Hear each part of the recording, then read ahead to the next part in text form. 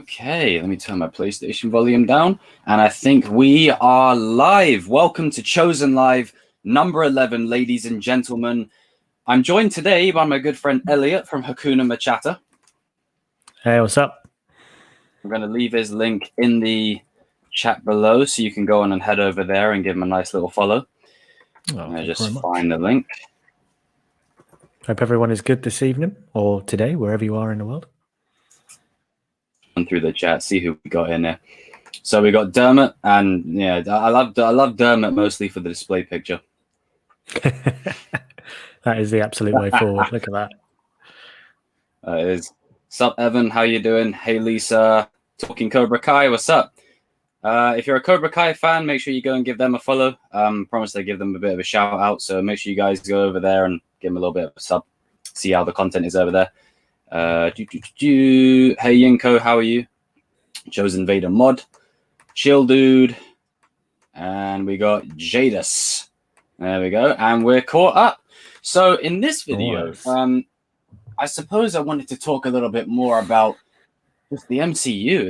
It's crazy. It'd be crazy to get just your whole perspective on everything as well, Elliot. Yeah, man. What a ride! What a ride it has been. What a ride! What's up, Bat? What's up, Oligario? It's kind of weird, isn't it? Yeah, well, like how we had that accidental year hiatus of the MCU, and then just the one project starts up this year, and it's just like, dude, why did we ever stop talking about this thing? This is just amazing. I know. It's crazy because I honestly thought, cheers, Zach. You take care of yourself, buddy. Pizza time. It's something where I thought with Endgame we'd reached a fine, what's the word? A conclusion that was kind of a big crescendo. And I thought, okay, after this, no matter what direction they take, you know, it's not going to feel the same because we haven't really got the main sort of core element. But yeah, in retrospect, I think that was actually the best way forward because it allowed us to celebrate how far we've come with the characters like Cap, Iron Man, and everything. And now we're branching into something brand new, and we're allowing these Disney Plus shows. We're really getting a look at Falcon and his tenure as Cap, Bucky and where he may go, Loki just going around causing havoc, and WandaVision and that whole sitcom Jerry Springer show of events. It's just like the hype that it's literally just WandaVision alone has just generated so much hype. Like the MCU hype is still real. For me. Oh yeah, it's amazing. Definitely. But I mean, this is it. Like, yeah, you're right in saying, like, you know, sure we had Cap and Iron Man and Thor and everything, but like you look at all the characters people cared aside from that. Like my favorite character in the MCU has always been Falcon, so I'm like absolutely pumped for Falcon and Winter Soldier. Yeah, I went to I went to watch Civil War with two pals that I was working with. They were colleagues. And then actually we went and watched Civil War together, the three of us, and then that's kind of solidified us as like best friends now. And we, like, as soon as the next Comic-Con came along, we were there as Captain America and Winter Soldier, and I cosplayed Falcon, and it's kind of been that way forever. Like, so yeah, like Falcon, Winter Soldier, I'm just like, come on, can't come soon enough. I know. I was just like, as soon as Falcon was introduced in Winter Soldier, I thought, you know what? I do love the idea of Bucky being Cap, but I like Falcon. I just think he emulates everything that Cap stands for and represents. And while he may not have the serum, you know, wink, wink, he may get it later. You never know. He represents what Cap stands for in the essence of he's a good man with a good heart, and he didn't need to help Cap at all. And for the little screen time he had throughout across the MCU movies, I feel like Winter Soldier was still probably his best performance, just because I was worried with them giving him a jetpack, they were going to make him just a generic flyer. Yeah. They gave him his own unique flying style, his own kind of swag. It worked perfectly. It worked perfectly. And I think I watched something recently, and it was saying how you can kind of see Sam's mini trajectory within the MCU as well, and how in Winter Soldier he's just sort of following, and you know, he's kind of sort of following throughout most of it, but then you kind of get to Civil War, and definitely in Lagos, and then at the airport, you just see him kind of leading a bit more. in that as well, and see how he's kind of thinking more tactically as Captain America does, and he's kind of that side of him beginning to develop. And so hopefully we can see that going forward a bit more, man. I mean, I know there was that whole story about Chris Evans coming back, and if he is to come back, then I honestly hope it's a story from the past, or like a World War II flashback. Maybe him taking the stones could be like a cool thing, seeing him and Red Skull reunite. Or maybe like an old man Cap mentoring the new guys. Or maybe like a multiverse evil Hydra Cap. Something along those lines. But to bring him back, I really hope they don't do that. Just because his ending was so perfect. And I feel like if you bring him back, Falcon becomes the understudy of the Cap, you know, because, you know, Steve Rogers is the Cap. So I think it's that thing with the Doctor in it, you know, as cool as it is in the crossovers, you got to keep one Doctor to keep it in line. Yeah. I get you. Yeah. Definitely. I'm so excited for Bucky as well. That's going to be great. Yeah, we see, like, how can he redeem himself? Because I'm assuming in the eyes of the world, he's still the terrorist from Civil War, you know? So, hopefully he can, you know, shake those shackles and become the superhero that he needs to be. Yeah, and I'm so excited to see how the Black Panther end credit scene ties into Bucky's future. I mean, I wouldn't be surprised if the Falcon and the Winter Soldier ends with the title card, Captain America and the White Wolf. Oh, mate, that'd be insane. I'd love that. I'd love that transition. It would be amazing. Yeah. Like, well, that's it, because the title of Winter Soldier is still like a villain title, isn't it? So yeah. If I can become with him going back to his like classic World War look, it's sort of him trying to break away from that. Yeah, definitely trying to get away from that kind of life. And you know, he's very similar to Steve in the aspect that he wants to move on from that kind of time. I put the link in the chat, guys, for Elliot's channel. Thanks, but I feel like he has a bit of more journey to go. I feel like we've seen quite a lot of Steve's, so it'd be interesting to see how Bucky, how the both of them just adapt without him. You know, I love the scenes of all three of them together. You know, can you move your seat up? No. it's just so good. Yeah. Like, and like the whole like fight against Spider-Man in the airport, and it's just I mean, just the banter between the three of them. It's just great. Yeah, it just sold it for me with them two just running like, what the hell is that? Everyone's got it now. Can you have done that earlier? Yeah, I hate you. I loved it. I loved it. Before it was like even a thing, I just said it would be great to get these two in a show or a movie together, because throughout the press conferences, these two in particular are just carrying this whole joint. They're just brilliant. The chemistry is just it's brilliant. So it'd just be really fun to get them together. And the way they've been like hazing in Tom Holland as well is just hilarious. Yeah. Yeah, it's like, you sit over there with your juice box, Tom. Oh, he doesn't have his juice box. He gets all cranky. That's true. So good. That's true. What did you think of the title reveal for Spider-Man? Do you know what, man? Like, a title is a title. It doesn't mean anything until you have the film, for me, really. Do you know what I mean? Yeah. Like, I don't know. I try and like not to speculate too much with these kind of things. I think I kind of learned that lesson after The Force Awakens and The Last Jedi, you know? Everyone just went like dive in trying to speculate stuff and have their theories and predict what's going to happen. Theories and how like just how much we'd all believe them like back then. Like so and so was sup, Ty? Yeah, Ty. You know, Ty, someone in my other stream called you a cuddly bear. What? Someone in my other stream called you a cuddly bear. I'm sorry for the background noise. I don't know if you guys heard. I was having ramen. I was so hungry. So sorry. I thought there was some kind of noise. I thought that was my like feedback from the technology or my phone. I didn't know that was you. Yeah, so I'm done eating ramen. I didn't want to just eat ramen live on stream. So, yeah. Hey Stuart, how are you doing, buddy? Oh. ITye, RJ. Do you know, one of my best like I out when Go ahead, buddy. sorry, yeah, go. No, no. I was just gonna say, like, my favorite theory around Force Awakens and everything. It wasn't even like for Last Jedi. It was literally for Force Awakens. There was a poster, and we had Kylo Ren in the poster, but no one knew who Kylo Ren was at that No one point because knew he who had it the was. mask on. Oh, I think I know where you're going with this. And yeah, and so people were theorizing that that was going to be Luke. He had like Yeah, I fully turned to remember the that. dark side. And I was like, there's was a just- behind the scenes image of Adam Driver. Where is this theory coming from? You I don't know. I imagine don't think they that. used it in the movie. I think it's the shot of him with the snowtroopers, and like his hair is like a bit more puffed up.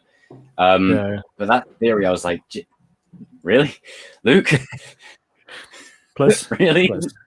plus. But yeah, Yeah. I do feel that is true with a lot of the theorizing and the speculation.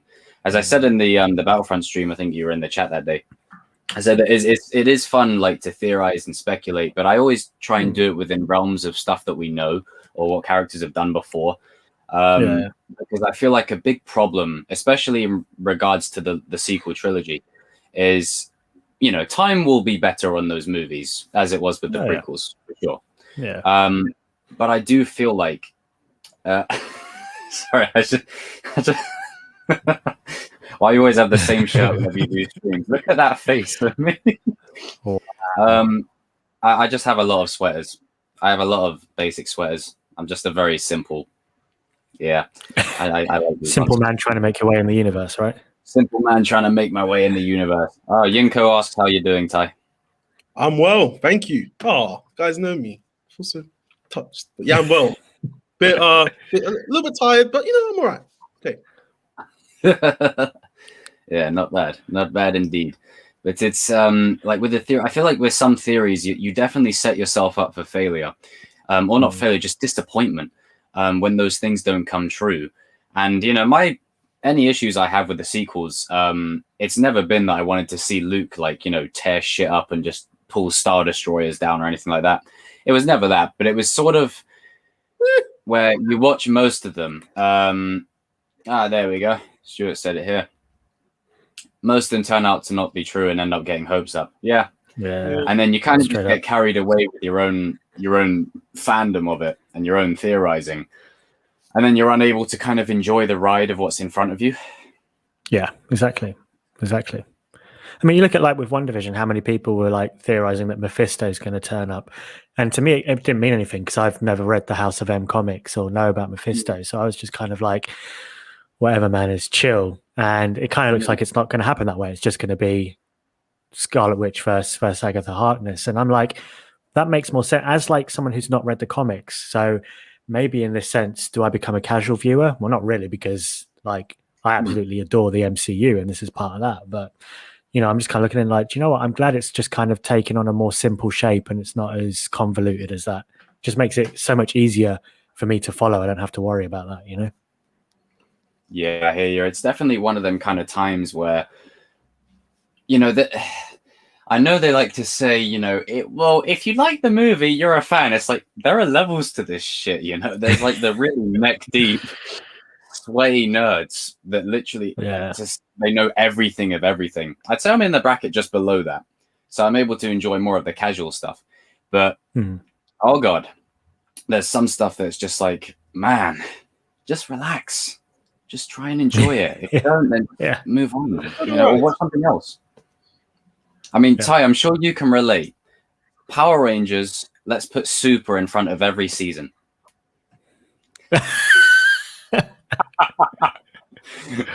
Don't say that, man. Don't say that. PTSD, man. No, man. Listen, please, no. Oh, but yeah, it's just bad times. It's not for you, is what you're trying to say. It doesn't make sense. Like, okay, every season 2 has to be super. What's super about it? I don't understand. Like, yeah, okay, so a Ranger gets a Paralyzer. That doesn't make okay. But how are they super? Oh, we're gonna be super samurai. Okay, why are you super? It's just good for the marketing. They're not dumb. Say it's season 2. They're not dumb. Just say it's season 2. Yeah, I mean, they didn't do that for Mighty Morphin. They didn't go Mighty Morphin season 1, Super Mighty Morphin, Evolution Mighty Morphin. Man. But yeah, Yeah, what you guys are kind of having, kind of saying that, yeah, some fandoms, just chill out, man. Just kind of enjoy the process, I feel kind of like the studios kind of already know what they're doing, with the just like enjoy the process, I'm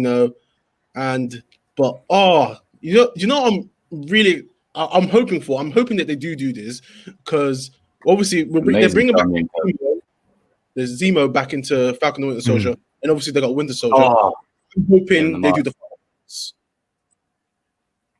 And if they do the Thunderbolt, oh yeah, 100%. Then they can bring people like Ghost Rider, Jacob's boy, Frank Castle. Whoa, Frank Castle's a good character, Jacob. Wait, do you mean Ghost Rider is Frank Castle, the Punisher, or do you mean the two separate characters? The two separate characters. Oh, I wonder why you said the Punisher. Well, you like him. He's a good character. Yeah, so just to give people in the chat a little bit of backstory and to give Elliot a bit of emphasis. Yeah, I'm like, what is going on here right now? Pretty much, my college class and Ty had this theory, right? That I'm the type... I'm going to regret saying this.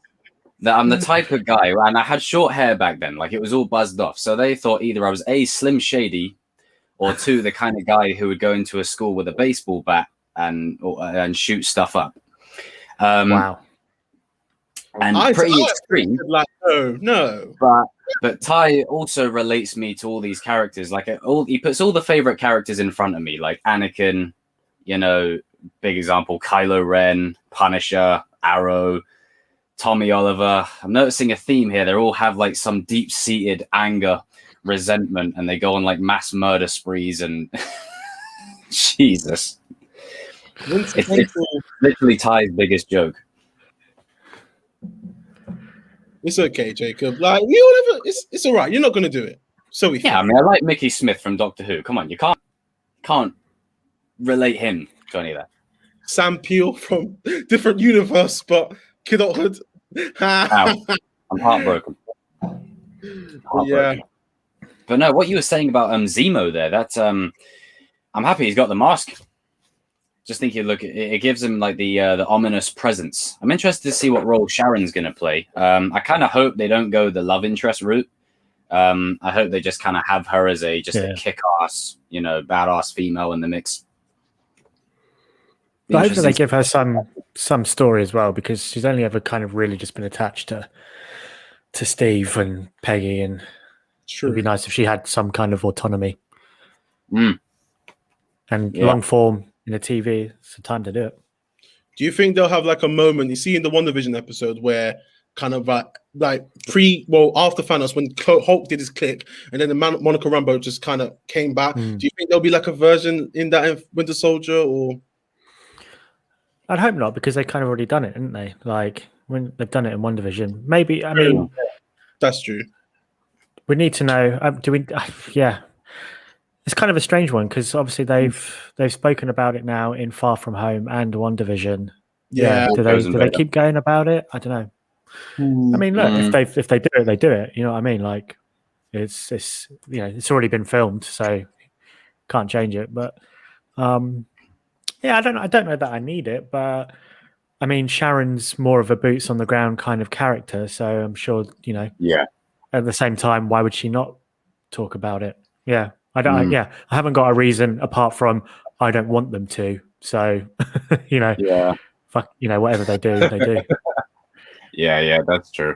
I mean, I'm interested to see if they'll incorporate any other characters across the show right now, because as far as things stand, like Iron Man and Cap, as much as like Infinity War and Endgame took them like to interstellar levels of fighting, they were quite grounded in terms of them dealing with like Earth kind of conflict. So I'm curious to see, could like maybe War Machine appear, or just like any other character that's like a relatively grounded kind of one that would be perfect for this kind of show, even if it's just like a one-off, sort of like how other characters. That's why he's confirmed, Don Cheadle. Has he? I'm sure he has. Damn, that'd be great if so. That'd be great. I mean, he's got a show coming. He's a series called Armor Wars. Like, I think that's just kind of looking into the Iron Man. Well, not with War Machine kind of like. So they're not really released, but like Don Cheadle is set to. I'm sure somewhere they said he's coming. Okay, I don't think he'll be a big part in the Falcon and Winter Soldier, but maybe he'll make a little hello appearance and then bye. I'm positive I read it somewhere, but yeah, that'd be nice to have him. Yeah, maybe sort of in passing. In passing. Yeah, maybe. I wonder if Maria Hill will show up, because it's a good area for her to show. She usually shows up in the Cap stories, isn't she? Yes. Don't know what Kobe Smulders has been one doing. of them kind of characters that's kind of been quite strong in the offset. You know, she's been through quite a lot of the events, but she's not one of like the main players. So I am happy with these shows that they are giving more exposure to the sort of players that have been around a lot of the time, but they haven't really had anything kind of fleshed out. They've just kind of been there. Yeah, that'd be cool. I didn't think about Hill at all. Completely forgot about it. Coulson, I don't think any one of the Avengers know he's alive. Who is that, sorry? Coulson. I mean, Agents of Shield, yeah, I don't like. Agents of Shield still canon to the MCU, isn't it? I think that was that whole like debate whether it actually was still canon to it or not. I don't know if they changed some stuff like around the Infinity War time. Oh yeah, that's true. No, wait, yeah, no, it is. Like, characters are cool. Yeah, because like in the season, like the soldier, I forgot his name, but I can't remember his name, but he did reference Thanos was referenced in one of the seasons. So I remember the reference. Yeah, I understood that reference. Yeah, indeed. Yeah, I mean, thought we wouldn't notice. We did. Didn't actually realize that in Avengers: Age of Ultron, they actually followed through on that joke. You know when I don't know if you guys remember the scene. Quicksilver runs, he's like, "Clear the city, no!" And then he's like, "Get off your asses." There's actually a guy sitting there on the computer playing solitaire. Brilliant. Yeah, it's like a hidden little joke. It's like, oh, I saw it in someone else's video. I was like, oh, really? Oh, cool. That's nice. Continuity. And here we have it. Gallagher guy is the villain for No Way Home for some reason. I don't know. He's Norman Osborn. Yeah, why not? Yeah, doesn't make sense, but well, never know. That's true. What do you guys think of Spider-Man's arc in the MCU up to this point? Like, I really like it. I think it's a really good spin on classic stuff that we've kind of already seen with like other Spider-Men, if you know what I mean. Do you want to go first, Elliot? Because I kind of you look prepped. You look prepped. I like what they have done with him. I really enjoyed what they've done with him. I feel Tom Holland plays the role very well. However, in certain variables, like you have to remember, with Tobey Maguire, with Andrew Garfield, like their Spider-Mans were their own Spider-Mans. But the thing you have to kind of remember with Tom Holland's Spider-Man is like Tom Holland's Spider-Man's not really his Spider-Man. Like this is a Spider-Man that is in a world with the likes of Iron Man, Thor, Captain America, you know. It's too much of a shared universe.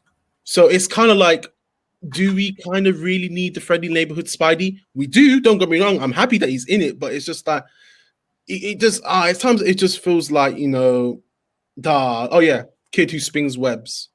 That's fun. But it's I think yeah. On that, the main complaint, feeding on to what you're saying there, Ty, I think the main complaint I've seen is people call him Iron Boy Jr. And you know, they say, can we get a film with just Spider-Man by himself? And I said, well, I know, but I mean, the second Cap had Falcon, had Bucky and other characters. Iron Man 2 had War Machine. Like, the universe is so expansive now that it's going to be really hard to have a character have a film kind of by themselves now. Like, there's so many different characters that could prop up here or there. And I think it adds a level of realism to the story. If, let's say, for example, Bucky and Falcon are in a bit of a scramble, and then War Machine comes in to help. Like it makes sense, you know, it feels right because of whatever. So it's like if Thor's fighting whoever in the next Thor film and then Star-Lord just pops up. Like I feel like we're at that kind of level. If there's one little thing I could change about Spider-Man Homecoming, I thought it was a very good movie, but at the end, it's just another thing when I say they kind of forget who Spidey is. Like they forget that Peter Parker is a bloody genius. That, you know, I didn't want necessarily like I want to see a Peter suit, like, you know, like his own kind of version of like, Yeah, because like we got the Stark suit, we got the Iron Spider, we got the he made the spider suit. I know in Far From Home, but it's still Stark suit. But he just I don't know. It's just it's a little gripe, but yeah, that's just me. And I think even like the Raimi films kind of lost that Parker intelligence a bit, and it kind of boiled down more into his relationships with Harry and MJ, which necessarily wasn't a bad thing. But yeah, you did start to lose some other aspects of him. I think with the Tom Holland Spidey, for me, I've enjoyed him more in the ensemble films. For me, his best appearance is still Civil War. I remember coming out of that theater and just thinking, yo, Spider-Man, great, can't wait to see what he does more of. Black Panther, great, can't wait to see what he does more of. Like, you know, they stood out so heavily in that film because we were used to, by that point, I think, as you say, Jacob, like we're so used to just this world being interconnected and people coming in and out and here and there. And Civil War was, I think it was the main kind of time when that started to happen. Well, I think, I agree, because, we had like Avengers and Ultron were okay. They were great, don't get me wrong, but they kind of kept it within the main six, Yeah. I know, like, obviously Age of Ultron introduced Vision and Wanda and everything, but then when you get to Civil War, even though it was mainly Cap and Iron Man against each other, and centered around Bucky and everything, you still kind of understood everyone else's reason for being there. And, I think that's what kind of made it really sweet, is that, you kind of understood Wanda's reason for being there and Vision trying to get there to help Wanda. And then you kind of look at, Black Panther's there because he's trying to get to Bucky. And I think, Spider-Man, he needed, then they bring Spider-Man and Ant-Man in because they can do something different and it gives them a different edge on that battlefield. Yeah. And I think that's what made Spider-Man interesting in the MCU for me. Homecoming, Far From Home, they don't sit too high on my overall Spider-Man rankings. No, they're probably as solo as you will get for MCU Spider-Man, because even when this next is done, he's still going to be like probably one of the he'll be Iron Man level, if not already within like the next few years, just because of all the Sony movies that they've got coming. Venom's clearly the poster boy. Like the Madam Web movie, I feel is going to be like the bridge. Madam Web will say, "Hey, you need it over here," and then he'll just be sharing between the universes. He'll be popping up in loads of MCU films. And I'll say this: the one thing that Marvel has done so great is, even though they've introduced, like for example in Civil War, they throw Black Panther and Ant-Man and Spider-Man in the mix, it feels organic. Like it doesn't feel like they've just thrown them in to throw them in the team. It feels they feel like these characters work to be introduced here. Like it's not just to buff out the team members, or there's reasons why Thor and Hulk aren't there. It works. Yeah. I suppose with Thor and Hulk, they needed to kind of get rid of those two just because wouldn't have been fair. But well, it's the whole thing with the MCU, isn't it? They nerf all the most powerful heroes. Like, straight at the beginning of Infinity War, they completely just take Vision out of the game.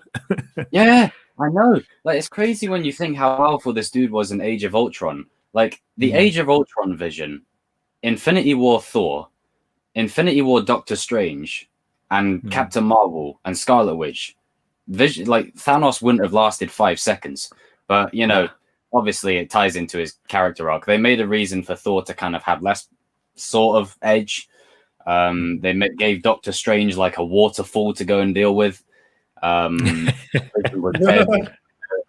like they're very clever with it, and it works. But it's like, I know what you guys are doing, but I can forgive it just to make the stakes feel a bit more real, especially in that context. It was Tony's moment.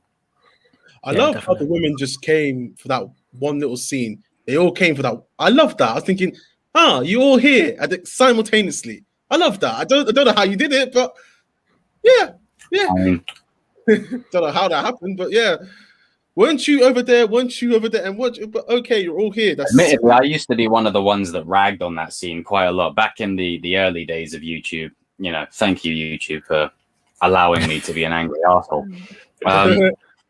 But I used to rag on that incessantly.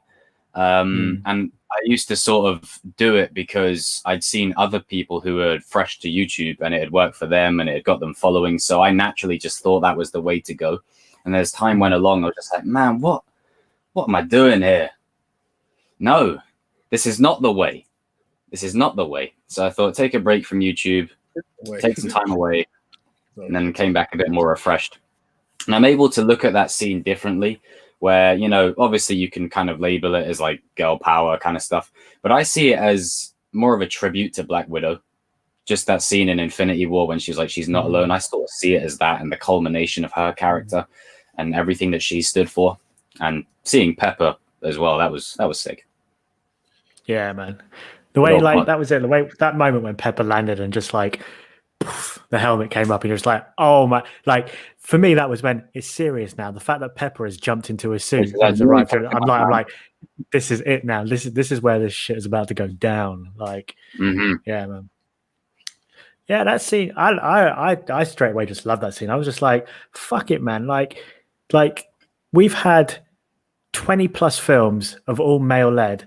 Do you know what? Let's just and what? We can't allow the female superheroes to have one fucking scene. You must be joking. Like, you know what? When you say it like that, hey, yeah. You know what I mean? Like, it's like, it was what, like 30 seconds in a 3-hour film. Like, chill out. Yeah. And then it was like, but just for me, it was just like, my main kind of issue is just kind of like, wait, how did you all, like, it's just, because it's just, none of you have super speed last time I checked. Okay, maybe, yeah. Pepper, I understand. And like, but Mantis randomly just popping up. Okoye, how did you can't, Shuri, how did you, yeah. It's one of them ones where I think they just done it because it was a cool scene. Yeah, I was like, okay, fair. And I was like, but then again, there's been other things in. Another thing is with Rhodey, like when he said canopy, he took off his suit, then he had another suit, thinking, where did this come from? Do you guys remember that when they all it must have been stored in a hidden vault somewhere.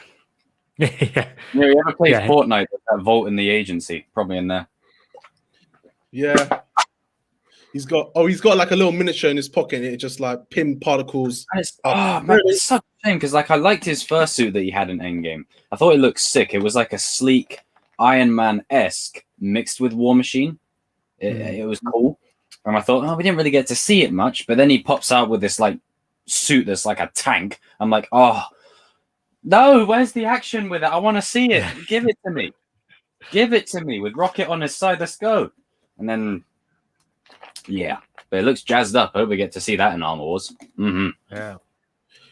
Elliot, you had a video. Funny enough, I'm going to ask Jacob and ask both of your questions, but you had a video about what's up, dude? X6 of the Avengers, and yeah, and well, I think I know your one, Elliot, but Jacob, do you have a theory? Do you have an idea of the new 6 Avengers? Or they're like the next big six. The next big six. Yeah. You see, I'm going to answer it 2 ways. I'm going to tell you who I think the big 6 will be, and I'm going to tell you what I think they're going to do. I think the Avengers now, thanks to the way Endgame ended, it's too big to just be one team now. So I think we're going to get different kinds of Avengers now. I think we're going to get the new Avengers, which will be the main team. So Avengers 5, new Avengers. Then you get like the Dark Avengers. You'll get like a team of like Outer World Avengers kind of thing, Young Avengers, Thunderbolts. Like you'll start to see more branching teams. But if I had to pick the main core team, I'd say, and this one breaks my heart, I'd say Black Panther. Fuck, man. Get choked up every time. Doctor Strange, Spider-Man, Captain Marvel, probably She-Hulk, and maybe 1 or 2 of the Thors, or both. Okay. Yeah, interesting. Yeah, we kind of got quite similar ones. So in my video, I said, Doctor Strange, Captain Marvel, Spider-Man, Wanda, Falcon, and I said Black Panther, but I said Shuri's Black Panther. If that goes through, I mean, it's kind of so open, really, isn't it? Like I think someone in the comment in the comment section, they said, "Oh, maybe it will be East and West Coast Avengers, but instead of it being East and West Coast, it would be an Earth and a Space Avengers. Maybe split that way, which would be interesting." Have one dealing with the threats on Earth and then one dealing with the outer worldly threats. And if it's a Thanos level event, bring them together. Because if you look at like the space, like, you know, we're going to get Guardians 3, we're getting Thor 4, we're getting Eternals. So, you know, the space lot is getting pretty stacked at the moment. So yeah, I think that's where we're going next. For the majority of probably the next few stories, it's going to either be dealing with cosmic, otherworldly, and multiverse. Those are like the main three. And I feel like we're probably a long way off from Galactus or Doctor Doom. I feel like we're a way off from them, or even Magneto, like as a main villain. But I feel like probably the next one for me would probably be Kang. I think that's the next one they're doing. I think that's the guy that they're going to tease up next, just to build up all the other ones. You know he's going to be in the second Ant-Man. Well, the third Ant-Man. Is it the third Ant-Man or the second Ant-Man and the Wasp? Sorry, that's true. That's the real MCU debate. I forgot about that. Yeah, that's the Quantum Mania. But yeah. I'm surprised none of you guys shipped our boy for your teams, Mr. Scott Lang and the Wasp, because so I would have said Scott. Well, Ant-Man, Wasp, our boy Spidey, Captain Marvel. No, what? Rhodey, War Machine as well, and represent what Rhodey and Sam Falcon, or Captain America now. So, I mean, who knows? They might even break away from the formula of 6. They might make it like, I don't think they'll add any more than 10, but maybe 8, maybe like 8 main core like Earth Avengers. Because I don't know, there's way too many characters for them to make it 6. I mean, they could, but even if they make it 6, with these shows coming in, let's say if Falcon's like, you know, Captain America by that point, he's on the team. I still see Bucky being involved. If Captain Marvel's on the team, then maybe Monica Rambeau's involved. Civil War 2 potentially. Yeah. Well, see, this is it, because I speculated on the Civil War 2 because again, I've not read that comic story, but I know about it, and ahead of the video I kind of read the wiki to quickly like catch up on that, and I kind of speculated like, you know, is there going to be because it kind of seems like with Monica and WandaVision and how they've spoken about Captain Marvel in that Monica's going to have some beef with Carol in Captain Marvel too. You know, where were you off fighting in space while my mum was sick in bed? Your best mate was dying with cancer. I completely forgot about that. That is a very good plot thread for a Civil War. Yeah, so I'm wondering if like there's going to be a bit of beef through that, and I wonder as to how if that sentiment will filter into a few other Avengers as well, and then you know, sort of like how Iron Man and Caps did.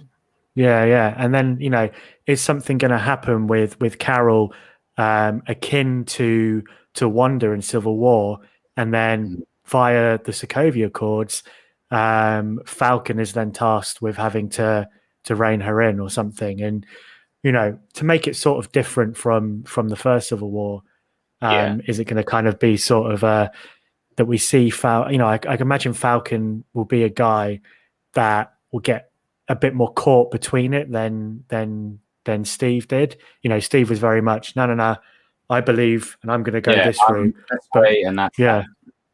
But will Falcon be a bit more?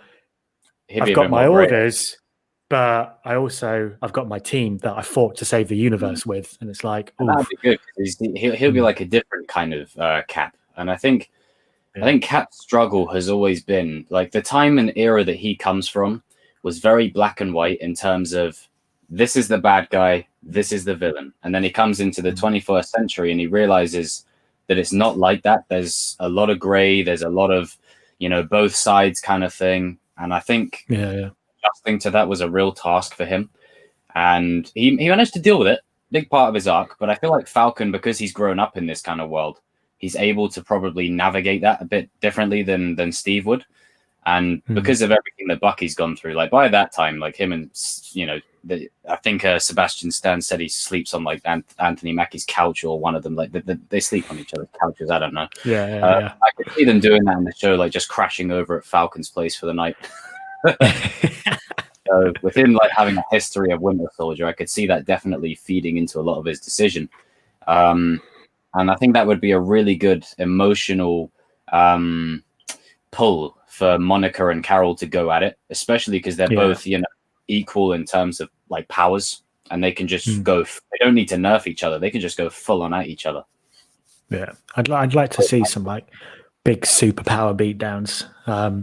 Like I love that episode of WandaVision when Wanda and Vision sort of had that standoff a little bit. I was like, we're about to just see something crazy, like on a television show, seeing these two go at it. Like that would have been insane. Would have been so cool. Great. But you know, but I really hope looks like we get like a Vision that's, you know, just smack power. But is it like, look how we're set up for that final episode? Wanda against Agatha, and then potentially, you know, Vision against Vision against that mid credit scene. And that's that. I'm trying to keep it spoiler free for anyone in the chat, but yeah, just in case. But yeah, there's like, it's crazy when you think about it. Like the MCU has pulled so much from the comics, but they do such a good job at keeping it fresh. Like in the comic of Civil War, it was basically a very much a similar sort of thing. And in the X-Men movies, I don't know if you guys remember, their thing with it wasn't the Sokovia Accords, it was the Registration Act. And they basically followed the same principle. So in the comics, it was pretty much like 40 plus characters. You even had the Fantastic Four splitting up. You had the X-Men divided. You had all of that. And even when they get to Civil War in the MCU, they still make it, like without all those characters, they still do such a great job with the characters that they have that you're invested and you're hooked. And even though they're feeding off of the comics, they're putting their own twists on them. And I like the way that they do it. It works. It works. They do with Kevin Feige, you know, just. I don't know how that man's brain works. He's just stuff. He's just brilliant. He's just. I would honestly kiss his shoe. I don't know how. Like, he's such a fan, and he's a really passionate fan. But he's able to make, you know, these new movies, these new shows, and I love his attitude to it. The way that Mahershala Ali got the role of Blade was that I think Mahershala, hopefully I'm saying that right, pretty much just wanted to talk to him, and he just said Blade, and then Kevin was like, yes, like that. I was like, yes. Wesley Snipes multiverse cameo, but that was pretty sick. Oh man, I wonder how you're going to kiss Kevin Feige's shoe, but good luck with it, man. You'll persevere. I'm sure you'll find a way. Well, I don't think he buys his shoes from Clark, so we should be good. Probably has some Timberlands on. Just see him in the street and just like, hi, on the stream, I promised I'll kiss your shoe. Can I?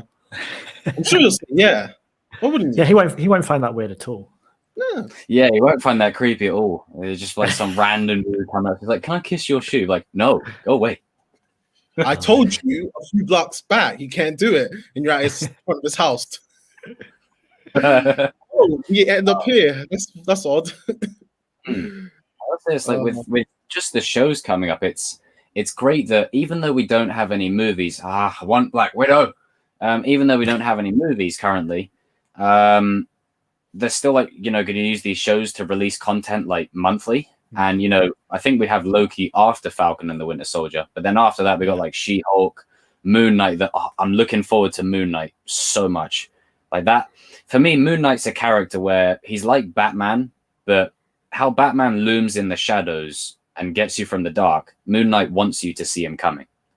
And it's just going to be great seeing how he's involved, how Blade will be involved in the future. And I think Kevin said that I think the Blade rating is up in the air. I really hope that they could go rated R, but it depends. If they use Blade for like Avengers type stuff, then they'll probably keep it PG. But Deadpool, I think he's keeping it rated R. Yeah. I can see Deadpool just making some quips of, you know, however other characters can't say the words I can. Question: has Moon Knight been cast? Oscar Isaacs, isn't it? Was that official or Was A it little official? look-see, I think there was an articles released on it at the time, but I think it was Oscar Isaac. I'm not too sure if that's still set in stone. I think that was definitely something at the time. I'm If fine. not, I think that's great casting. I think I'm talking to the right two people here because, like Jacob Elliott, like both of you guys can kind of understand, like we're all actors, but you know, I have no gripe. I think Oscar Isaac is a brilliant actor, but it's just that, and especially Elliot more so can understand, which is like, you know, in terms of seeing kind of more diversity, you know, like Oscar Isaac I love, but I keep seeing him, you know, especially in the Star Wars. He was in X-Men. I get what you mean. So you want more of like sort of lesser known, some more up and comings? Yeah, someone like, yeah, you know, I have no grab of it. I'm not saying don't do it. If they do it, then yeah, I'm sure Oscar Isaac will do a brilliant job. But it's just I don't know, someone new, like a new face, like see what they bring to the role, because I feel there'd be kind of like the expectation kind of Oscar Isaac's heads, like thinking, "Ooh, how's he gonna do this?" You know, just kind of like when you see someone completely entirely new that you've never seen before, and thinking, it can be kind of open and kind of like broad. Yeah. But I think that's what will make Miss Marvel really exciting, isn't it? Because they've gone with a complete newbie for that. Exactly. Kind of draws you in a bit more. But yeah, no, I get what you mean. Yeah, I get what you mean. I mean, you know, like, as you say, like all of us being actors, we know ourselves and we know like our acting friends around us, and we kind of look at people like, you could do that, like you could do that, and it would be so cool. Like that would make your life, you know. I mean, I'm sure for all three of us, there's definitely a couple of names, you know, besides ourselves, that come to mind whenever we see like people cast as characters, and it's like, oh man, my friend would be so great for that role. He would absolutely nail it. And it's a shame because there's so much like talent out there, and this is one of the things with the industry that I have a problem with in general at the moment. Is just the lack of taking the risks for like new stuff. You know, it's more of just like constantly taking stuff from either like mostly the 80s and then redoing it and doing it up now. And it's a shame because there's so many like passion projects done by people, you know, like us, who have done. There was this one guy, I've forgotten his name, but he does a lot of stuff. And he did this group project where basically a bunch of like, you know, guys get superpowers. That's like the Cliff Notes version. But the story was a lot more in depth than that. And it would have been great to get that on like a mainstream budget and that kind of stuff. But it'll never probably be given the light of day because it's not bankable. And that's a tough deal with the industry. Well, that's it, and that's what's going to happen with a lot of theatre in the West End as well. Once it opens back up again, it's going to, you know, and they're going to need it. They're going to need the headline acts so that the theatres can make some money again. And I don't blame them for that, but it's just going to be a while before it opens back up for fresher faces. Yeah, that's it. I suppose all we can do in that time is persevere. I mean, Ty, I know you've done like quite a lot of training and studying and all that. You're currently doing a course now. And then Elliot, no doubt, you know, I know you've had some training of your own. Trying to get back into myself, just to keep fresh. And, you know, it's refreshing when you hear like, because you don't hear this often from like the ones who are in Hollywood right now who have made it. Either some of them got lucky, or the ones that really work their asses off. They don't really talk much about this. They just say, you know, keep soldiering along. But it's nice and refreshing when you hear like people who are established within Hollywood say, you know, I go to acting classes now and then just to keep my skills in check. You're always, you know, learning and evolving. I think John Boyega does quite a lot with theatre in the West End. I think James McAvoy as well. You know, I think they do that because it's still the original intention of the theatre performance and keeping their skills always growing, always evolving. And I feel like that's definitely something where those in Hollywood kind of, their name kind of gets ahead of their actual abilities. And then they kind of just go, I can just show up. I can just show up today. Not you all notice of them. It as well, though, don't you? You notice the phoning in performances sometimes. Yeah. And it's just sort of like, you're good, but I know that this is very similar to another thing you did. I think a good example of a person that, you know, and we know this person very, very well, like, you know, who can kind of, well, I don't know, I've noticed this with Taylor, particularly his roles, he's quite different and broad. So our boy Drax, Dave Bautista. Sorry to cut you off, Ty. I just got to mention this. So we got a QPR fan. We got Stuart that's a Brentford fan. We got you, Elliot that's a Fulham fan. Me that's a Chelsea fan. We're gonna have a Ty. Are you West Ham? Yeah. Okay, we're gonna have a bloody West brawl in this chat here. Carry on, Ty.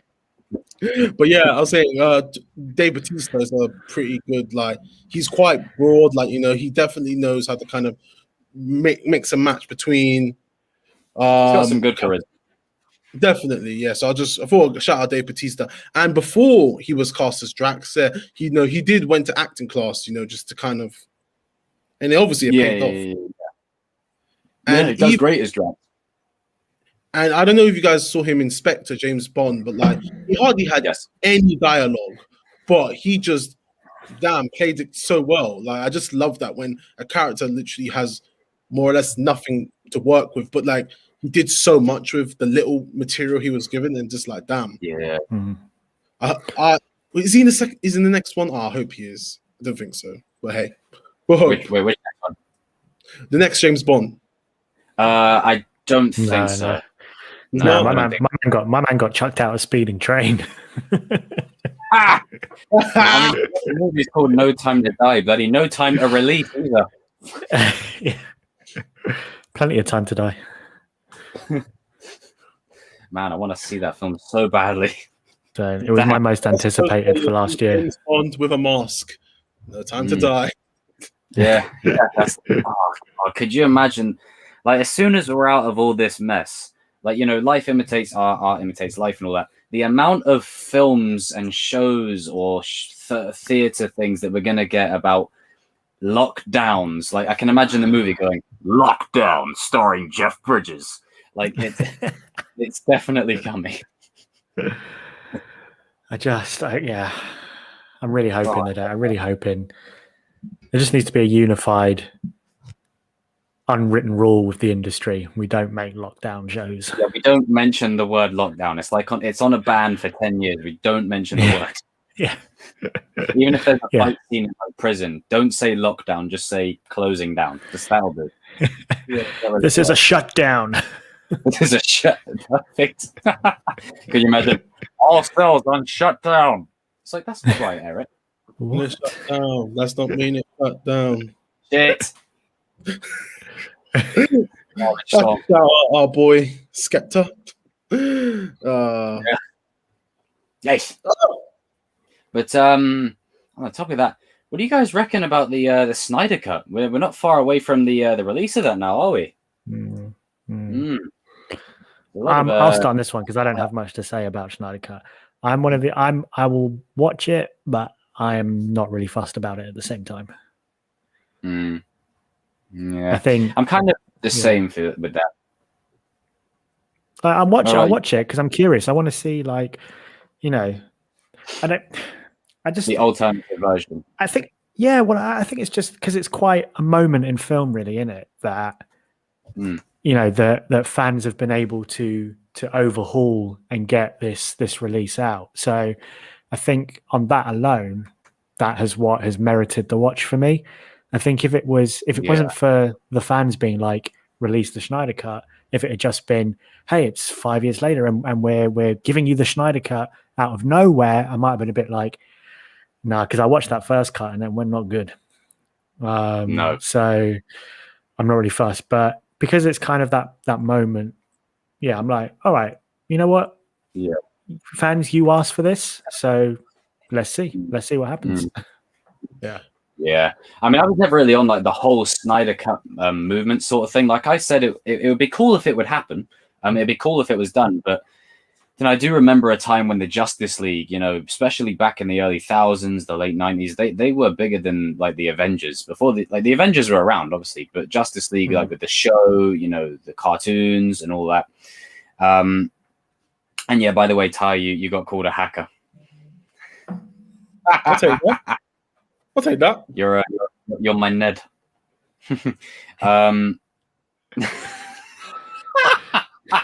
In a good way, you get to be the hobgoblin. Anyway,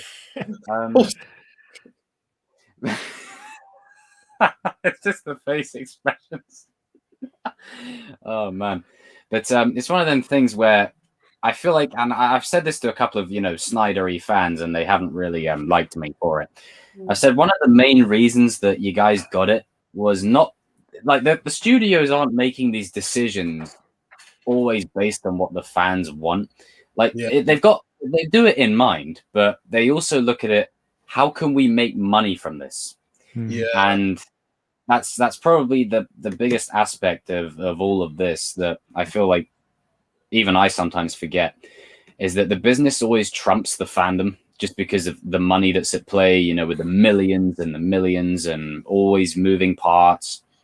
That a big reason the Snyder Cut's now a thing, or like even the Kenobi show, with our boys Hayden and Ewan, the big reasons why that's a thing now is because there's monetary gain in it, obviously through streaming services or other means, and there's an incentivized kind of way of going with it. But I am excited to see how it all plays out, the original intention of it, sort of thing. Yeah. I'm just hoping, no pun intended, but they do our boy Henry Cavill a bit of justice. Because I don't know about you guys, but Dave, well, Superman. How are you messing up Superman, man? Like, we've been asking for Man of Steel 2 for such some time, and from Man of Steel, I actually quite enjoyed. Batman versus Superman. I mean, Superman was pretty much a cameo. Let's be frankly honest with each other. And Justice League, it's just they just. I don't know. The guy's just been hit left, right, and center, man. It's one Martha after the other.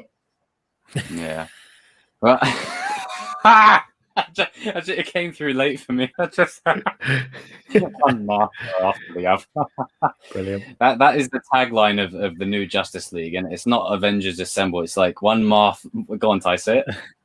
One Martha after the other. Like tongue twister, isn't it? That you're doing like drama training. All right, semi-super position. Yeah. Oh God, that Jesus. Can you? Oh God, that was fun. Have you ever done that, Elliot? In any like drama training in the semi-supine position, where semi-supine. Yeah, we sort of had to lie flat on the floor with like our knees up to our chest and like sort of control our breathing. And the teacher at the time would put like his hand like on the chest or like around where the diaphragm is to make sure that you were breathing properly. And that was always fun. Balls of feet was banging, Jacob. Yeah, that was the most memorable, but the worst. It was like basically calf raises was what it was, but it was from the balls of your feet. Stand up. It's like, don't say it like that. Like, fun times. Wow. Oh man, me and Ty got up to some mad fun in the college classes. Brilliant.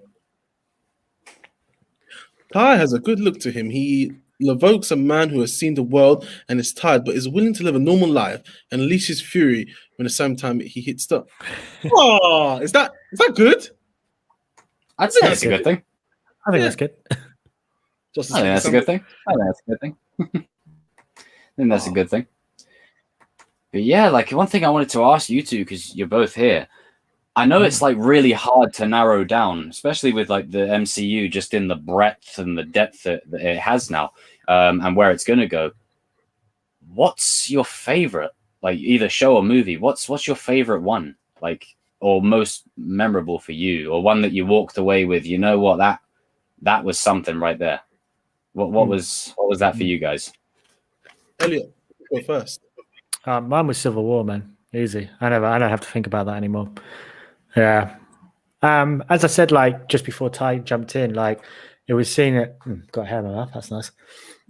It was seeing it with those my two work colleagues at the time, because that film kind of cemented the three of us now as like they're in my closest friend circle now. Like if I'm thinking I want to go for beers Saturday night, they're two of the people I'm contacting first. So, Yeah. and like we kind of like then like started cosplaying as Kat, Bucky, and Sam, the three of us off of that as well. So, Oh yeah, you gotta go but I think, picks. yeah, man, I can't wait. I can't October. They've announced MCM October weekend. I can't wait. Oh yes. Yeah, man, they got announced. They got announced. And now with like the UK roadmap, it hopefully, provided everyone plays it straight, we're going to be at Comic-Con again. Well, I mean, earliest of July, because LFCC have said they're going ahead in July. So, oh, good. But I think, I don't know, might go to LFCC. We'll see. But definitely MCM, 100% MCM. But yeah, so, but also I love the bittersweet stories as well.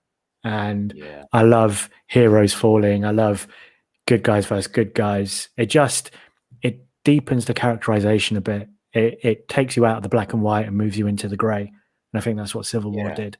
And also, I kind of got to a point in the MCU where I was just like not digging on Tony Stark anymore. And so I just was like, and you know how like everyone has like and you know how like, well, and so it was kind of interesting like to put him in more of that villain role. Well, I'm not villain, but antagonist, because he was the antagonist for Cap in that film. So I really enjoyed that. Yeah, well, exactly. Yeah. And it was one of those starters like Team Cap versus Team Iron Man. Now we're like Godzilla versus Kong. Like we have all these like these matchups now where it's like, and we're in the age of matchups. Right. And I kind of distinctly remember that being one of the first, and that was cool, man. So yeah, man, Civil War and the first Avengers film as well will always be up there. Always be up there for me. I hear you, man. Great pick. Great reasons as well. I love the reason you gave that was awesome. It's true. Civil War really had so much going for it, and no matter what films they do, that film will always hold so much weight on the MCU because it had so much climax through around that particular phase of movies, just bringing all the characters to a head. It was perfect. Yeah. And I think it was the Russos' like first time doing the ensemble stuff. Yeah. So what an entry. Yeah. Well, I mean, that was the audition for Infinity War and Endgame, wasn't it? Yeah. Go ahead, Ty. Mine. So, well, mine actually is, well, believe it or not, Guardians of the Galaxy. I love a classic. I felt what James Gunn did, and just kind of bring in, like, I love an underdog story, but I wouldn't necessarily call Guardians kind of like an underdog story. It's kind of like many underdog stories kind of in one, and they're literally, you're bringing a bunch of a-holes into kind of one movie. And bear in mind, these guys were like, they weren't B or C list. They were like E-list. Yeah, they were like D-list characters. I didn't even know about them. No one knew about the game, and then they just like they put them into this kind of universe, and they fit so well. And it gave us, I do like. It did really well at the box office. That one. It did. It surprised a lot of people. Yeah, and it's I think it's top high of my kind of MCU movies. It did a balance of comedy. I love the soundtrack. The soundtrack was one of my cherry bomb. The opening scene. Hey. What? I love that scene in Endgame when I always sorry. When and I think Don Cheadle said it, and I always remember it. He said Avengers Endgame felt like the first movie he was actually an Avenger. Definitely it was.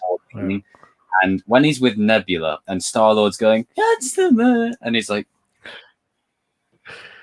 so he's an idiot, and just whack. As you were telling. Such an L in that movie, and when Gamora just kicked him in the balls, just thinking him. It was either he's moving, but he's sliding. He's like, it was either him or a tree. Yeah. You missed them both the first time. You got them both the second time. That's a great me and this ongoing joke where Jacob's Captain America, I'm Thor. Do you remember in Infinity War when Thor and Cap have that? I remember. Yeah. Do you want to say it? You start. It starts with you. New haircut. I see you covered my beard. Oh yes, this is my friend Tree. I am Groot. I am Steve Rogers. It's the way he like proper does the whole. I am Steve Rogers. Yeah. He's come so far that he's just he's even talking in chivalrous gentleman manner. He's like, I am Steve Rogers. To a tree. And that was the first time I think generally Groot said, I am Groot. I'm thinking. Yeah. I am Groot. But you know, because it's established earlier on in the film that Thor can speak Groot's language. And so when he goes, this is my friend Tree, it's like, does that mean his name is actually Tree in English? Yeah, that does bring it into question. Is that Groot? Yeah. You're like, whoa. I am Groot. Whoa. That's my favorite one. That's my favorite one. It's when they're all sitting there. It's in Infinity War when they're all going through space, and then they're like, "Groot, turn that thing off." I am Groot. Whoa! It's like a family. Whoa, we're having a good time. Like, smash that thing to pieces. Sup, Huey? How you doing, bud? How you doing? I think mine probably for just nostalgia. Like, I think every movie has moments that you just take with you through your whole life. You know, the first time the Avengers were together with that, when the camera pans around, when Thor enters Infinity War, the portals at Endgame, you know, and every time I watch that scene now, it hits differently because of recent events, you know, with regards to the man himself. And then Falcon being the first name that Steve hears as well. So many great moments. You know, so many great moments. Anytime Bucky goes Winter Soldier mode, it's badass. But I think the film that probably for me will always be the number one is got to be the first Iron Man. I think that film did so much for the Marvel brand. And I think at that time they were in such a rough spot because they sold the characters' rights to Sony for Spider-Man. They'd given Fox like the X-Men characters. And I think Iron Man was pretty much their last shot at really sort of doing anything that was worthy of like a universe of its own. And I remember going to see it with my granddad at the time. And I couldn't find the right cinema. I ended up taking him to some cinema that was like a mile away. And he said, well, this one will do. I can't be asked to walk anymore. Just outright honest thing. I was like, yeah, fine. We'll just wait. We went in to watch it and I was like, oh my God, what have I just watched? That was badass. And then I remember just going home and playing the Marvel Ultimate Alliance game like all day. Iron Man was my main. And, you know, just seeing his progression throughout the whole of the MCU. At points did kind of get a bit, you know, still here or there. But I think to have such a web of stories and then go out the way he did was amazing. But that first Iron Man film just set the foundation perfectly. You know, Mace Windu appearing at the end of the credits. And I was like, damn. And the funny thing is, I never actually knew there was an end credit scene to that movie for years. No. Until I literally had the credits playing. I was just listening to the soundtrack of that movie because I thought it was just, you know, it was cool. It was like that synth kind of music mixed with C. And I'm like, what? Why is Windu here? What's going on? The Avenger Initiative. And I was like, oh, cool. It took me like 4 years to figure it out. It was the same with the first Avengers film. I had a friend, he obviously he saw like the mid-credit scene, but he didn't see the end credit scene with them eating the shawarma.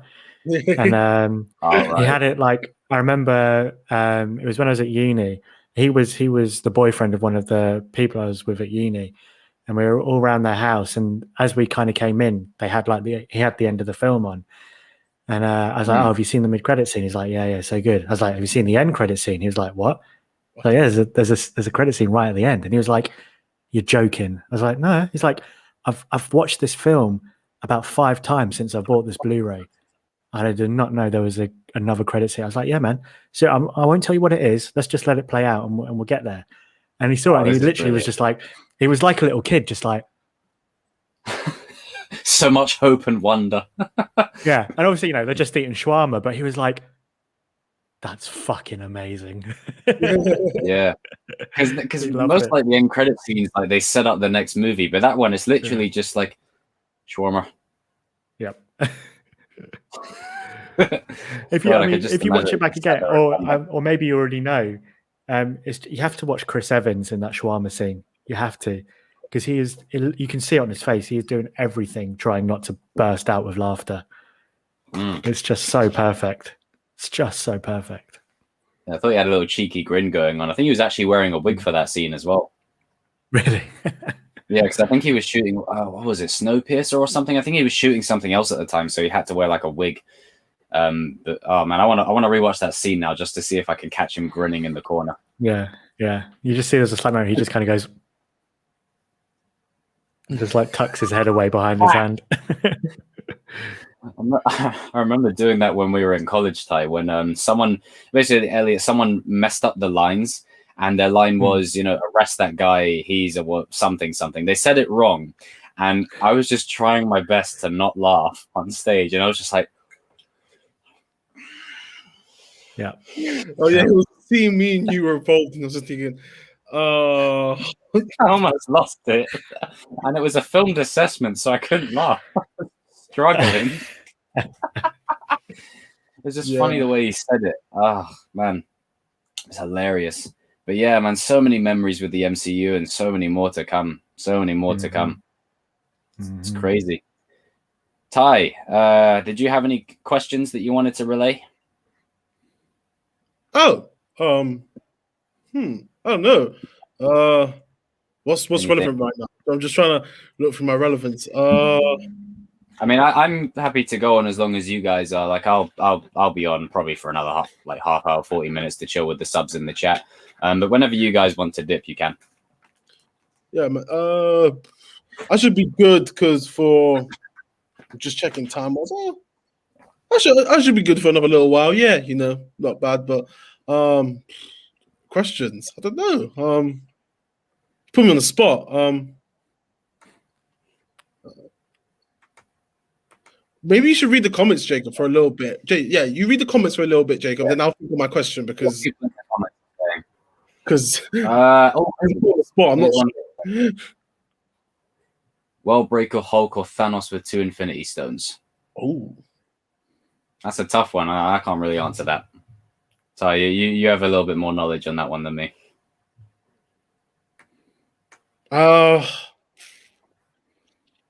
give it to my boy Hulk. Damn. Yeah, I wish there was a round 2 with Thanos and Hulk, man. Oh, right. Yes. Another. Yeah. Oh, I needed just one more. Like, I needed Hulk to get some kind of hey, you purple. I really, really wanted that. Just one more. Another puny god kind of moment. Yeah. Best scene from Ragnarok. That it's like, yes, that's how it feels. So I'm just a huge fan. just a huge fan. Good question. Oh, Storm. I'm gonna say G. Oh, okay, and I'm saying Rogue. So there we are. We all got one each different. I mean, it kind of depends where you're pointing to though, because for me, I only know the 90s cartoon and the films, and if we're going based off of them, then 90s cartoon Rogue every day of the week. That cartoon was amazing, wasn't it? That cartoon was a bomb. I'm thinking of Halle Berry Rogue. I'm sorry, Rogue Storm. So yeah, Elliot's got a point. Rogue. I completely forgot. It's like, yeah, actually. Because I'm a fan, but then now you mention it, Rogue. Rogue is cool. It's that Southern American accent. Man, I don't know what it is. And then she's just like, but then how she also has like Captain Marvel's powers, but then still stuck with her own mutation as well. It's just like she's a tragic character. You know how I said with Civil War, I like the bittersweet stories. Like Rogue is like she is that bittersweet, tragic story with her mutation, and yet she still fights on for the greater good all through that. Yeah, it's dope, man. I love her. Which is cool. Oh, that's a good point. And Tyler, you were saying about Storm, that's got me thinking now, because I was going to say Jean because I'm just like a power junkie. I like overpowered like characters like that. Shit, like Dark Phoenix Jean is just chef's kiss.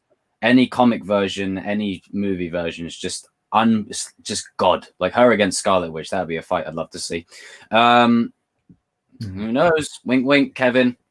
Get me on your get us on your board. I won't kiss your shoes. Mention it. Storm, like, God, I am so excited for her in the MCU because I really want them to remain true to the origins of Storm's character. Like, I really feel like that's such an integral part of who she is. I think there was have you guys seen the Wolverine and the X-Men cartoon? No. Is that a new one? It was, I think it was a limited series for a limited run. Back in around. I think it'll be on Disney Plus because they got loads of animations on there. I don't know what that was great. Yeah. That film was badass. There's so many great like characters that are, you know, inbound. Can't wait to see what they all have on offer. Can't wait to see. Chris, who asked the question, said Psylocke. No. Good choice. I'd say most of Marvel's probably most badass females are probably in the X-Men. Like, I mean, Captain Marvel's cool. Monica Rambeau's cool. But I'd say probably some of the most notable female characters that are wicked and bad, it's got to be in the X-Men. I think they have quite a few. You guys, you got me thinking. You got me thinking about bloody Rogue now. He was underused in Apocalypse. Just saying. Dude, yes. Everyone was underused in Apocalypse. Just saying. Yeah. Yes. Oh my God, remember when our boy Peter Beale showed up? Yeah, Peter Beale. He's like, piss off. I was so stoked for him. I was like, yes, a guy who's broke away from them. I mean, as much as EastEnders is like, you know, it's an acting job. As much as EastEnders is that, get him away from that. Go over there, Phil Mitchell. Put him in this. And then it's like, piss off, and throws a bottle. Oh, man. God. I love the spin that they gave him. Like, he had his natural wings, and then Apocalypse molds him into like this metallic wing kind of dude. That was pretty sick. That was pretty sick. Now we're talking. Now we're talking. My favorite MCU movie is Avengers Endgame. Ah, sweet, Mustang. Good choice. Nice. Can't watch that movie without getting choked up every time. Was it Phoenix Death says, I think mutants are in MCU from day one, but they are Professor X's school and wandered too late from getting saved by the X-Men like Jubilee in 1994 cartoon, but went wrong.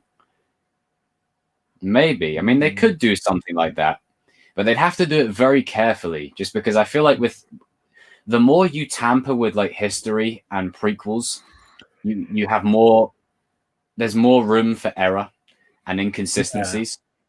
Yeah. And I feel like we've got quite a few, like the Eternals movie is going to be covering like a long stretch of time. Captain Marvel was in, you know, back in the day. Captain America was back in the day.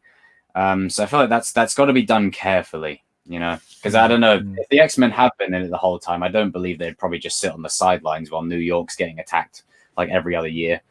So unless it's just they're freshly being brought in. Was it confirmed? He's like, no, we're not ready yet. We need to wait until the Fox rights go back to the company. Wait, no. Was it confirmed who's the main baddie for No Way Home, or is it still up in the air at this point? Still up in the air. Still up in the air. And I kind of like that about it. I like that we don't know. I think when Mysterio was brought into Far From Home, I was like, all right, this guy, yeah, he's a con artist. He's definitely going to flip on him, just waiting for the moment. But I feel like not knowing is actually better, because then we don't know what we're in for. That's true. Do you know what? I would love that. I'd love finally for all these little leaks and casting announcements to just it doesn't need to be. We don't need all the news about everything about the film. You know, it always like it's always what annoys me most about Doctor Who regenerations is that we know who the actor is before it's ever happened. Like, like so imagine how. Well, exactly. But imagine how much more, like especially with the change from Capaldi to Jodie Whittaker, like how much of an impact would that have been in the episode? Boom, female Doctor Who. You'd be like, oh my, what? Like you would have just gone. Everyone would have just. You would have just been like, what? That's mental. Yeah. I think because there was so much time between when that happened as well. There was a lot of channels, and all those lot that started just because they've got like months until the show releases when she starts. Yeah. Okay, we got 8 months. Let's monetize it. Let's trash this. Create outrage. It's just ridiculous. But like, it'd just be so much more impactful. Like, it's what I loved about Endgame, that in all the trailers for Endgame, they only showed us stuff from the first 20 minutes of the film. Like, boom. And all the footage that they showed us was actually altered. Yeah. Like a lot of it had been changed. Like the scene of Hawkeye running with the gauntlet from Endgame, like they had that in the trailer, but they had the gauntlet edited out of it. Like it was clever, very clever. Yeah. Really, really well done. And amazing. Pepper edited out at the beginning as well when Carol brings Tony home. Like, yeah. Oh, it's loved it. I'm sure we've all seen The Mandalorian here. You guys have seen it, right? Of course. This is the way. How much cooler would it have been? Damn straight. How much cooler would it have been if we didn't know about Rosario before the show and you just see Ahsoka pop up? Yeah. It would have been like the Luke moment. Yeah. It would have just been insane. Exactly. And like it was so cool with like Bo-Katan turning up. Like we didn't know she was going to be there. Yeah. That was cool. Yeah. But we knew that Boba and Ahsoka were coming in, and I love how they just slipped Boba Fett in there without ever explaining how he got out of the Sarlacc pit. I mean, maybe that'll be explored in his show, but I mean, they might. And Boba Fett's back. I think they'll probably just kind of what they'll do, and I would like to see how he did it, but I think what they're gonna do is they're just gonna go. It was a rough escape. Let's just say that. I think they're just gonna sort of throw like a. How like in Rise of Skywalker when they're discussing how Palpatine returned and it's like dark science cloning. It's like a throwaway line. It's like the line is so important. You dare throw that away. Give me more. Don't you dare throw that away. Give it back. I can't believe they gave that character more screen time over Rose and Finn. It's just like all he kind of says is just like dark science. Cloning, secrets, like it's just why you don't need it. I think what would have helped the sequels was probably maybe because they've done them every 2 years. I think if they did them every 3 years, they would have had more time to really sort of flesh out that story more. I think The Force Awakens, and I say this to people a lot, The Force Awakens, whether you like it or not, whether you agree with it or not, it's a good first act. Like it does what a good first act needs to do. Like, we know like theater and all that. So it does what a good first act does. It sets the characters up. It sets the foundation. You get introduced to the conflict, your main heroes, the conflict in Ben, could he turn, could he not, Han's death, give the film some bottom. And then after that, I feel like The Last Jedi, while I didn't agree with every direction that it took, it still felt like a second act. And I feel like Rise was trying to be its own trilogy in one. And I like it on its own merits. But I do feel like bringing Palpatine back, if you do that, you need to have Rey working with the Force Ghosts to say, hey, we need to take him down. He's found a way. He's breaking balance of the Force here. He shouldn't be back. Not just bring him back. And then, you kind of, it's that thing where I said where you kind of devalue the stuff from the past. And you do it unintentionally, where it's cool. I remember seeing the promo trailer for when Kylo visits Palpatine. I lost my shit because I thought, this is cool. Like, I didn't think Palpatine was going to actually physically be in the film, but just like his presence, like his that was what his surviving was that his presence over the characters, and he was in this temple. He was in like these ornaments or these artifacts, and he could influence the newer characters. But to have him actually come back kind of out of nowhere and then not make Finn a Jedi, like, come on. We saw it in the Lego Christmas special. Yeah, I saw that. Right? I suppose my question to you guys, though, on a more positive aspect of that. Yeah. they know like 100% that we want Finn to be a Jedi. I think that's definitely out there in the ether. That if they do anything with these characters in future material, Finn is a Jedi, 100%. Will he have like a similar color lightsaber to Rey, or will he have like the classic blue and green? Do you reckon? I could see him with the green for me personally. Yeah, that's what I thought. Yeah, I could see him with the green. Yeah. Or John Baines would do a Samuel Jackson and be like, "Can I get purple?" Yeah, oh, I love that. That was amazing. You've seen that clip where he's like, "No purple lightsaber? You might get purple." It's like that's it right there. I like it. We'll just invent some canon where, like, and I love canon. I love the books, and I love all the lore. But throw those out the window for a minute. A purple lightsaber is pretty cool. Definitely gave Mace Windu it gave him something else. Gave him something else, and it's Samuel Jackson, and it works. Yeah. Yeah, it's one of them things that you were saying about like leaks and stuff. I mean, I covered one here on the channel, but when I did it, I kind of looked at it and thought, this is the problem with a lot of like, especially YouTube or the internet, is the traffic, the revenue.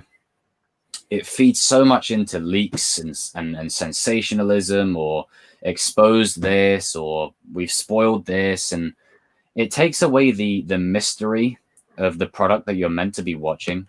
And it really ruins the sort of enigma of it. And I remember when Rise of Skywalker was about to come out, there was like a TV spot released like every day. I was like, Christ almighty, how many are going to release? Like, there's only so many times I can hear, "Oh, Ray, Finn!" Well, another one of those in there. Yeah. It definitely felt like they was trying a bit too hard, didn't it? Yeah. But I remember the same thing happened with Revenge of the Sith. I remember loads of TV spots coming out for that. Back in the day. There was a lot for that as well. A lot Who for knows, that. man? Who knows? Yeah, we live in the age of stuff. I guess TV spots and trailers I don't mind as much, because they're kind of, it's easier to miss them in a way. But the problem with like leaks or confirmations is that it's there in the headline. Do you know what I mean? Like, yeah. And so once you've read something, you can't unread it. Whereas if you go Rise of Skywalker TV spot, they fly now, it's just like what does that even mean? Like, I'm only going to find that out if I click on that video. Do you know what I mean? Yeah. It's like a fun little scene kind of thing. But with the leaks, they kind of, because like the they fly now. They fly now. They fly now. The scene itself is quite a fun kind of wacky scene. And sort of that really classicness Star Wars type theme sort of humor. And that's like an officially approved release. So that I don't mind, because it means that they've got a creative idea, right? We'll show them this, but we won't show them this. Like that's okay. That's their creative right on that aspect. But I feel like with leaks, these things aren't meant to be out there. And I feel like you're only tainting your own viewing. And it's something as simple as like, the scene that I covered that was leaked and, did well in the algorithm, but I kind of regret that I did it, was regarding Robbie visiting a certain character. And while I don't have context on it, I now know already, before season 4 is even a thing, before it's even in the editing room, no matter how many changes they make, that he's going to visit someone for a specific reason. And it does somewhat sway your viewing experience. Yeah, I get what you mean. But also, like, the thing with leaks as well is that there's someone inside that company that are cheating the company and cheating the fans as well. There's sort of that element to it. Like, you're right in saying, like, when it's a TV spot, it's an official outlet, so it's kind of like, kind of let it go. Yeah, exactly. When what I just don't know what you're gaining, because you're not going to send that to a journalist, and the journalist isn't going to, an indie journalist on the internet isn't going to pay you thousands of dollars for it. So yeah, you're not really gaining much. I mean, it's sort of, I had a great point that I was going to say and I completely just lost it. When like you have like you're building up to a crescendo and then full It's flight. gone completely out of my head now. It will come to you at 2:00 in the morning as well. Yeah. Oh, that was it. It was I don't know if you guys have signed any. I'm sure you probably have, Elliot. Is like NDAs, like non-disclosure agreements. Now, for the people in the chat, and Ty, if you're unsure, basically what this is if you sign it, you don't talk, you don't say nothing, you don't take pictures, you don't post anything on social media. So, for example, if me or Elliot right now or you were involved in like a high production film, or I mean, I was a PA assistant on the Nethers show for HBO that they're doing. I think Joss Whedon was on it on the first season, and then all the controversy started, and now he's off.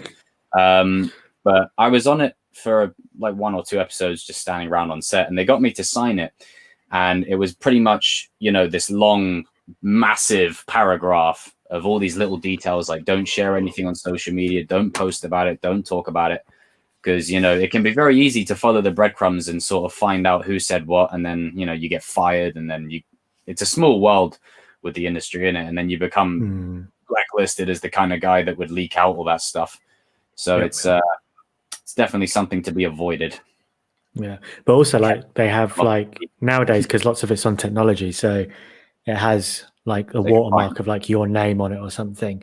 Remember Mark Hamill saying for Star Wars they gave them each individual iPads with the scripts on them, and that those iPads, they had an app on it or something that coded it to that person's name, so that if the scripts were released, they could tell instantly, they could track it to the person, or at least to the person's iPad instantly. So yeah, it's definitely gone like that with the way technology's evolved. I think I had to sign some stuff online as well that was locked behind passcodes, and with that level of like security, it's, you know, it's not like they're guarding Area 51 or anything, but I think it's because there's a lot of money involved in it, and there's a lot of integrity with like creative visions and all that. And, you know, people work hard on these things, especially like a show or movie. Like, I think people underestimate how hard it is to actually make something like that. You know, whether you like the final product or not, the amount of work and hours that go into these kind of things. And if you're like not part with a movie company like Warner Brothers or HBO, and you're your own like independent thing, it's even harder, because, you know, you got to juggle paying your own finances, doing all this kind of stuff. And, you know, to work relentlessly on it and think, oh, how cool would this be? And then have some arsehole go and leak it. You know, I think people have already leaked the ending to WandaVision and all that. And it's like, really? Great. Absolutely fantastic. Excellent. I suppose, have you guys got any other things that you'd like to say before we probably round off for this evening? I think I've covered most of the people in the chat. Yeah, we've gotten through a lot and across many different fandoms as well. I like it. We aim to please. This is the way. This is the way. This is the way. Okay, ladies and gentlemen, I think I will probably end it there for tonight. For this episode of Chosen Live number 11. This is a special episode. Next week, I'll probably just be resuming talking about wherever the wind blows, I'll follow. But Elliot has been Hakuna Machatter, and he's been a great guest today. I'll leave a link to his channel in the description. There we go. Ty, have you got a link to your channel? Say again, sir?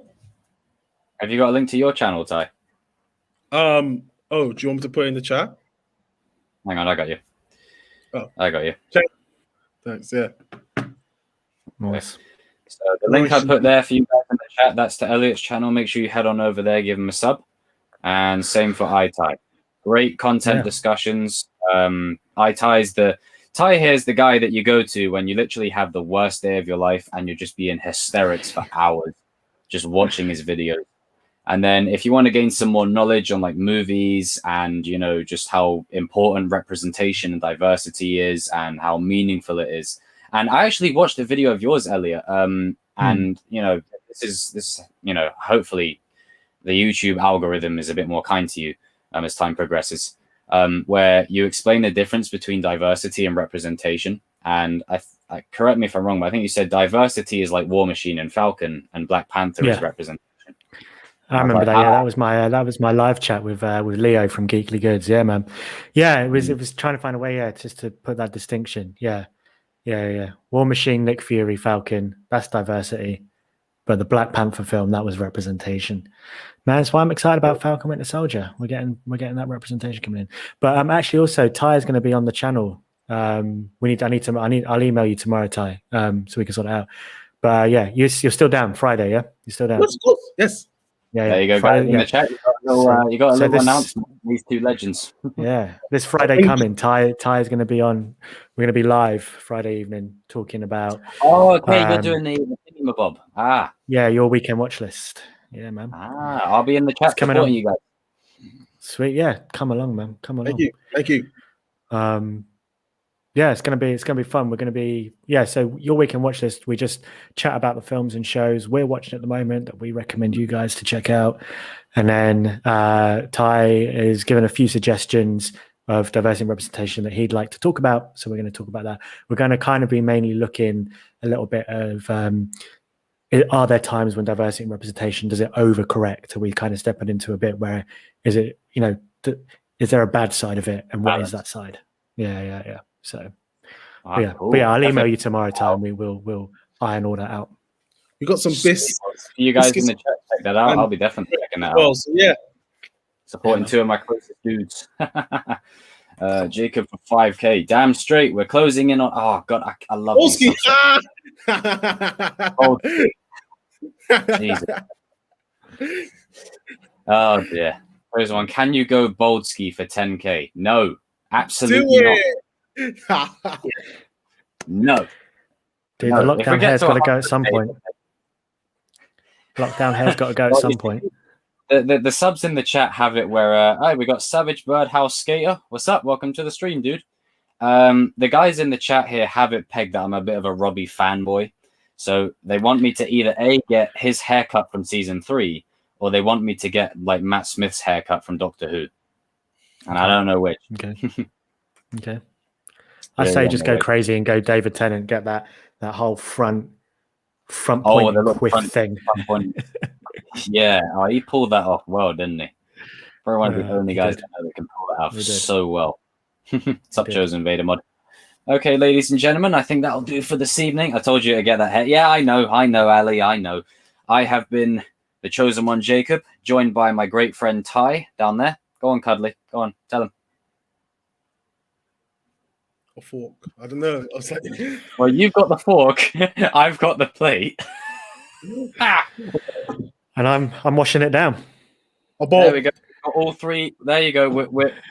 We don't just do pop culture and nerd discussion. We also do cutlery and utensils. We're secretly a trio of IKEA workers, and this has all been a ploy to make you buy our stuff. Yeah. No, this was a different kind of stream, Chosen Vader Mod. This was a special one. Are you guys excited there's a Kicking It in Cobra Kai crossover? I didn't even know there was. Kicking It? I didn't even know there was. What? And but okay. Don't see that working, but okay. Yeah. So I guess Ty has been Ty, and then joined by our good friend Elliot over from Hakuna Machatter. Nice to finally meet you, dude. Been a long time coming. Yeah, we kind of said before we came online, we were like, hang on, we've been like chatting online for years now, but this is the first time we've actually spoken. I mean, as close to face as we're going to get currently, but yeah. It's kind of mental. But yeah, man. I'm straight. I'll see you in the game. Hopefully we'll all properly be face to face in October at MCM. That's what I'm saying. Yeah, I'm straight. Yeah. Avengers assemble. Yeah, boy. But I mean, the question is if you cosplay, does that mean us two maybe have to Ty? Yes, let's do it. You got it. It's half the fun. It's half the fun. It's half the fun. Has any of the guys you go with have they got Bucky? Yeah, man, we got Bucky. Damn. We have Cap, Bucky. I'm Falcon. We have Iron Man, and we have Spider-Man. Oh, so it's got to be Marvel. I think I might have to go Doctor Strange. Well, it doesn't have to be Marvel, but our biggest ensemble at the moment. We went the last Comic-Con we went to was it 2019 October. We had a seven. We had a seven team Avenger. So 7 team Avengers. Damn, I remember watching your videos and stuff as you were making your Falcon suit. That was badass. Oh mate, it was so much fun to make. So much fun. Let me see if I can get a picture quick before we jump off. What hero are you choosing, Ty? You're going for Doctor Strange, huh? I thought you'd be more like. I thought you'd be more like Wanda. We have a Wanda. Yeah. What? I'm joking. Maybe you can be. I don't want to say Ned. Maybe. Oh, there you go. Perfect. Making the Black Panther. That's the one. That I like that. Oh yeah, we got Hawkeye. Yeah, Hawkeye, and then we had Pepper Potts as well. Ooh, Ronan. Yeah, man, that was fun. What? Why are you laughing, Jake? What's funny? Wait. Who did you say, Ty? Ronan. What, the accuser? No, Ronan. Ronin. Oh, right. Oh, maybe. But I mean, again, there's one there. You don't want to be the understudy in it. You know, you don't want to be the lesser one. You want to be your own dude in it. Maybe Nick Fury. Yeah, Fury. Yeah, you know what? I'll be Samuel Jackson. Yeah, you're fine. Yeah, Nick Fury. I'd say you could pull off a good Nick Fury, War Machine, maybe a multiverse kind of Iron Man-ish. I don't know. I suppose we'll figure that out in a few months. But it's nice to actually feel like we're talking about conventions again when it's so long. Oh, it's been so long. I want it so bad. I want to just geek out for a weekend without having to worry about anything else. I know. That's the great thing about Comic-Cons is you can just go there, be surrounded by other. I tell you what, some of the ladies around our ages that are dressed up as Wonder Woman and Supergirl. Yeah. There was one that was doing a stall, and it was like this hammer hitting game prize thing. I remember I did it, and I was just so distracted by how beautiful this woman was that I didn't actually hit the metal plate thing. I actually hit the side of it and made like this really loud bang. So I missed it and went bang, and I was like, oops, sorry. And then I was like, yeah, and then hit it and then got the prize for some other dude. But it's yeah, that was fun. But yeah, I suppose we will end there, ladies and gentlemen. I have been Jacob. We have Elliot. We have Ty. And we will all see you all in another stream soon. See you next week for Chosen Live number 12 and a gaming stream probably tomorrow for Battlefront or something. And make sure you guys check out these two channels. Boom. Peace.